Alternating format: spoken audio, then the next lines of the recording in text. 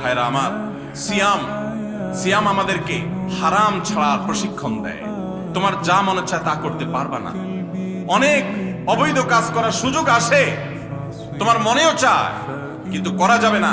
কারণ যে তুমি রোজা রয়েছো, রোজা রেখে তুমি ট্রেনিং নিয়েছো যে পানি থাকলেই খাওয়া পান করা যাবে না, খাদ্য থাকলেই খাওয়া যাবে না, ক্ষুধা থাকলেই খাওয়া যাবে না, আল্লাহর ভয়ে বেঁচে থাকতে হবে।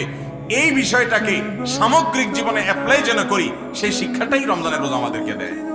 রোজাকে যদি আপনি এক কথায় বুঝতে চান, এক কথায় যদি বলি রোজা কি, তাহলে আপনি বলতে পারেন রোজা বলা হয় সবরের নাম। ওই যে ক্ষুধা আছে, খাবারও আছে, তৃষ্ণা আছে, পানিও আছে, তারপরও খাচ্ছেন না, এর নাম সবর। এর নাম কি? ধৈর্য ধারণ করা, নিজেকে নিয়ন্ত্রণ করতে শিখা।